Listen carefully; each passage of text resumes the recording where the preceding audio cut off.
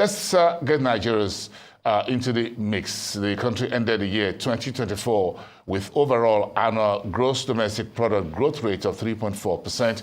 That was up from 2.74% that was reported in 2023. According to recent data released by the Statistics Office, Nigeria's total productivity value for last year came in at $195 billion. And that's a decline of a whopping $168 billion from the full year 2023 GDP value figure of $363 billion US. And there is a lot more to unpack, not just in the latest GDP numbers, but also how to bridge the country's widening output gap. Welcome our guest on this, Tilewa Adebajo, one of Nigeria's foremost economists and investment professional, and the Chief Executive Officer at CFG Advisory. We thank you for making the studio tonight, sir. Thanks for coming.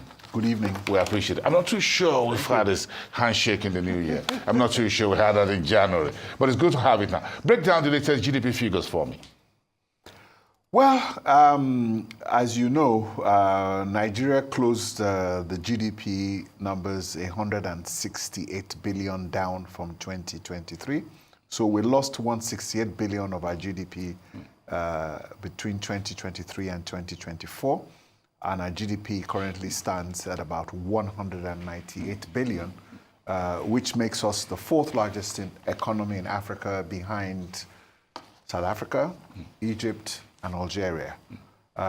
So having said that, I think we can understand that the main reason why this has happened is because of the massive devaluation which took place over the last 2 years and the reform programs which has tried to correct the structural issues with the fuel subsidy and, of course, the multiple layers within the foreign exchange system. So I think that was the reason why we've seen this, and on the fact that the economy is still in stagflation. And as you said, from the growth numbers from last year, the economy closed down at only 3.4% in terms of GDP growth, which is suboptimal for a country like Nigeria that has a population of 200 million growing at 3% a year.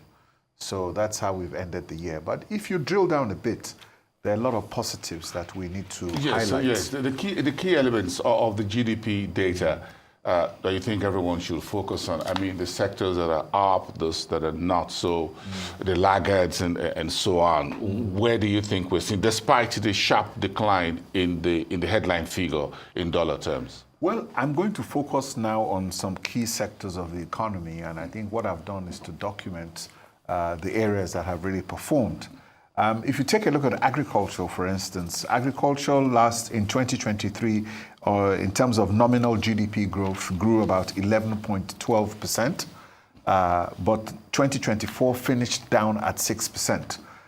So agriculture was down year on year, 2023-2024. Surprise in the oil and gas sector, which grew by 9.47% in 2023.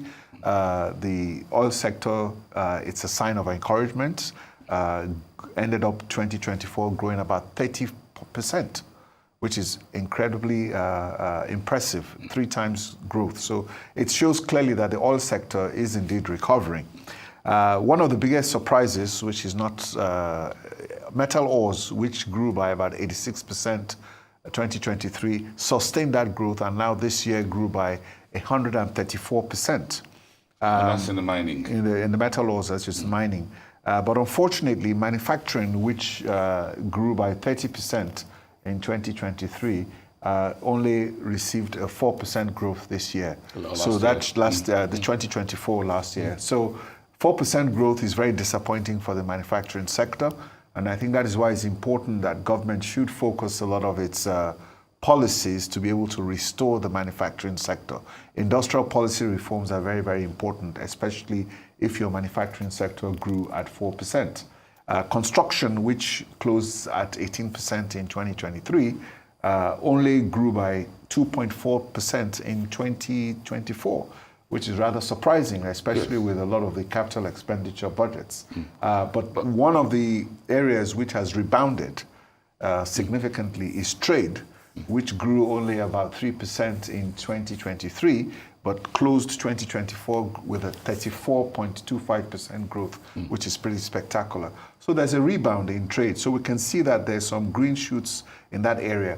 Another sector which is quite promising, which suffered from the fuel subsidies removal in terms of the shocks, transportation had a loss of about 30% in 2023.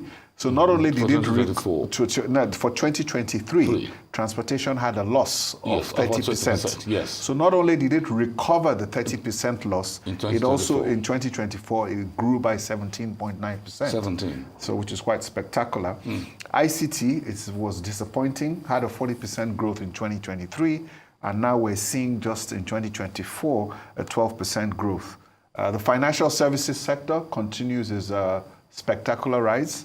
From 28% in 2023, we've seen a 71% growth in financial services in 2024.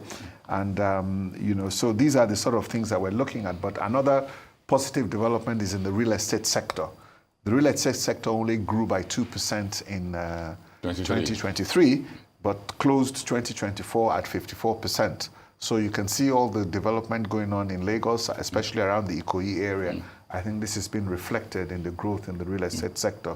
So, but I'm surprised that we're not seeing that reflection in the construction industry. In the construction. But perhaps the construction sector could be explained that folks' pockets are pressured. Folks have to deal with the impact of the subsidy removal, consumer spending. Folks just have to fend for.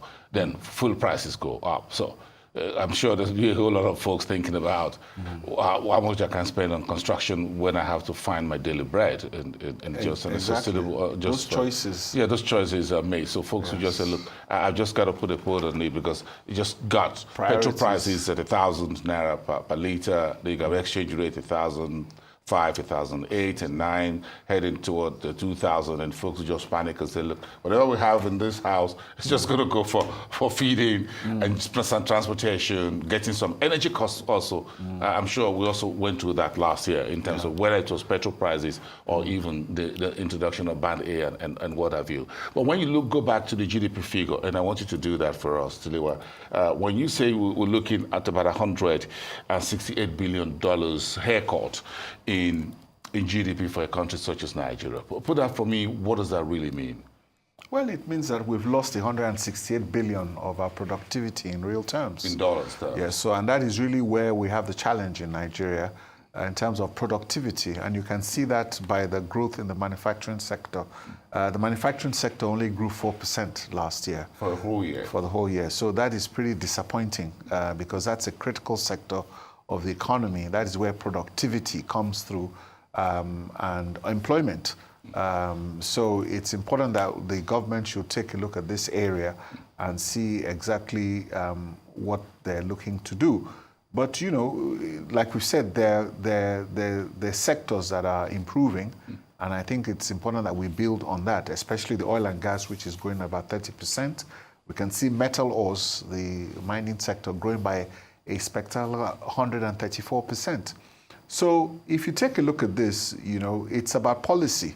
So we need to now shift our policy and reset the priorities towards areas that needs that boost to be able to have sustained GDP growth. So we'll look at the current realities of the economy. Let's chat specifically to what you describe as the output gap in the Nigerian economy and what that means for our per capita income in real terms.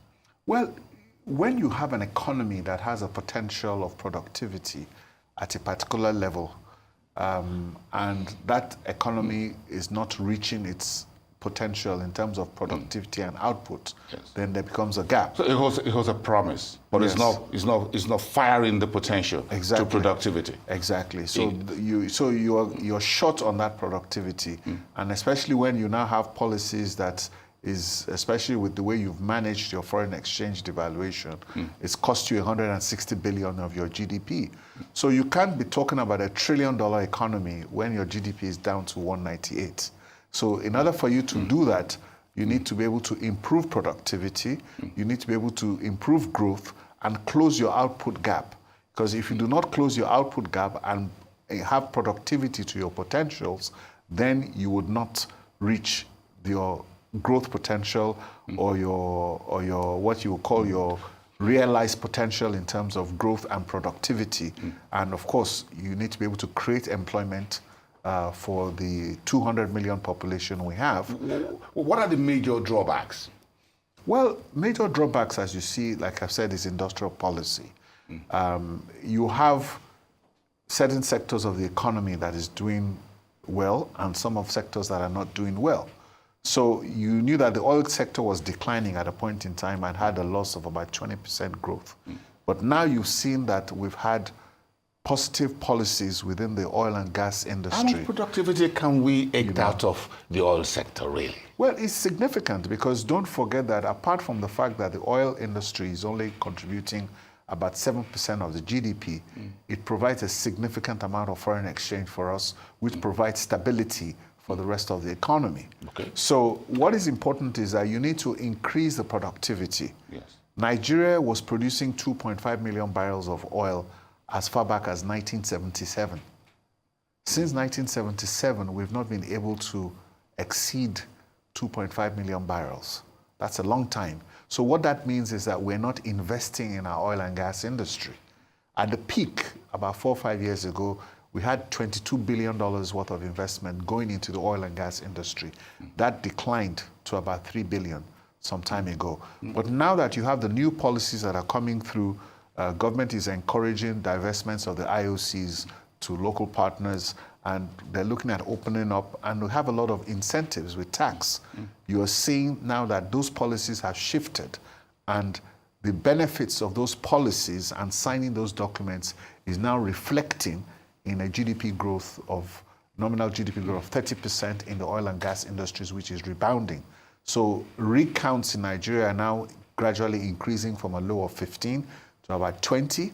So if we see that continued trend this year, then we can begin to see our oil production going back to 2 million barrels a day. And I love that. But when you look at our budget and our fiscal spending, the capital structure, our reserves and other important metrics that we need to have a stronger and an impactful GDP, how do we get that done? Well, beyond the oil sector. The oil story is beginning to look good. Yeah. But industrial manufacturing, construction it's down. Policy. It comes down to policy. Because, first of all, what we need to acknowledge right now is that we have stability within the economic policy. Okay? We've resolved the issues of the foreign exchange rates. We believe that the inflation trajectory, because now we know what the oil, what the fuel price is now, that price has been transmitted through the system and should not result in any further increase. I think people are adjusting to fuel prices now between 850 to 1,050. I think we know the band now. Yes. Okay, so people have adjusted their minds to the fact that this thing can go as low as 850, 890, but as high as 1,050.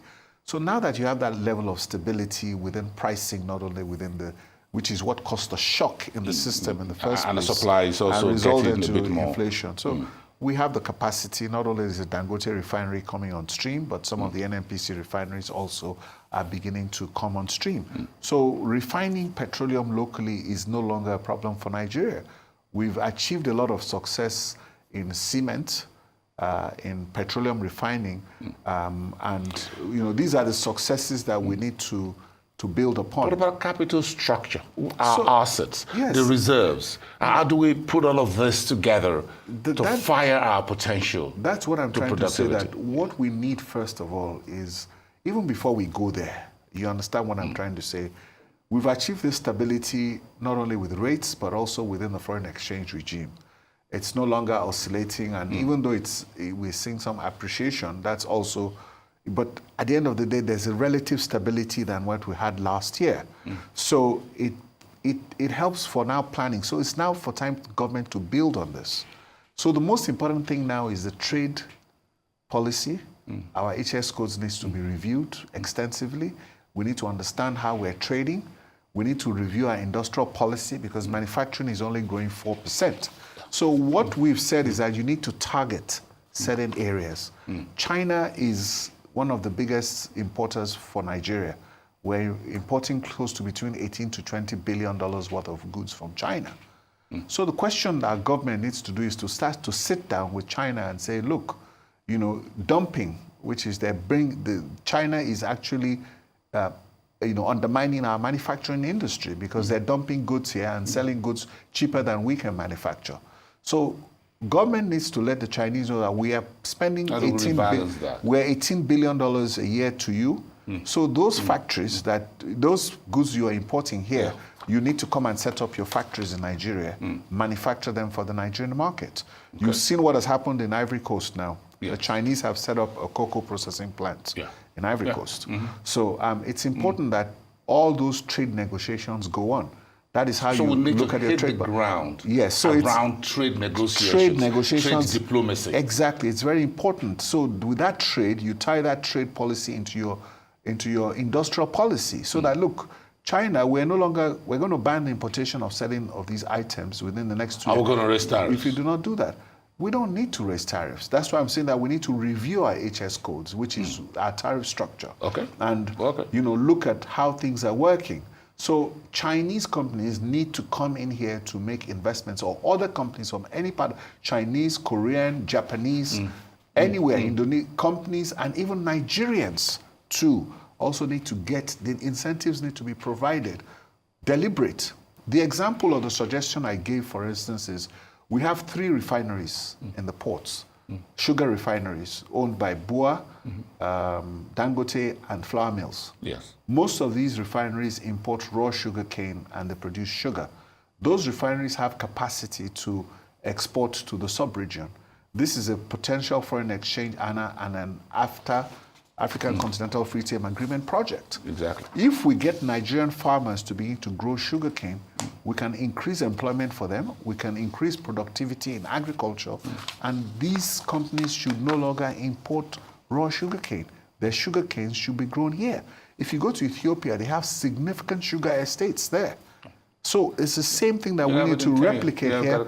We used to have the Bashita region. Yes, the Kogi, all the Tate and Lyles and everything they set up. The Kogi, Kwara, Niger State. That is what I'm trying to tell you, that in the early 70s, our industrial policies was such that companies like Tate and Lyle had to set up their sugar plantations here in order to begin to supply the markets. But then we liberalized and we started importing.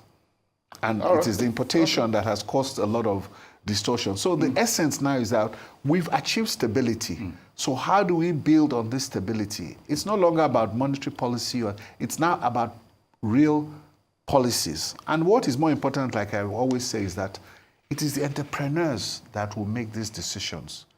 The question now is, where is Dangote putting his next 18 billion? Where is Samad Rabiu, where is he putting his next $15 billion? Where is Tony Elumelu putting his next $5 billion? Where is Otedola putting his next money? How many more power plants are those guys building? And what incentives are you giving them? So these are the next, and all the other entrepreneurs we have, the new folks, emerging tech companies too. Where are those people with good capital? You mentioned Nigerian breweries now with the loss. How many more factories are they building? How many more expansion is Nestle doing? These are the things that we need to do. The local industries, people who are here, what incentives are we giving them to expand their operations? Do you think we can release some assets under a privatization, a more rapid approach in privatization? Well, in terms of the capital structure you've met, I think I'm quite clear that the government debt profile is no longer sustainable. So government now needs to optimize equity within its capital structure. And I think I've said repeatedly that they need to sell down assets, especially the JV assets, raise about $20 to $30 billion, use it to pay down cash. Need it to pay down the debt and let them improve the level of their reserves. And this will do Nigeria a lot of good. And by the time you see the oil and gas industry, oil production going to about 2 million barrels a day, then selling oil at $60 a barrel will help improve our FX position significantly. Very interesting. Thank you so much. We appreciate those deep insights into Niger, state of the Nigerian economy. Thank you so much. Tilewa Adebajo, the CEO at CFG Advisory.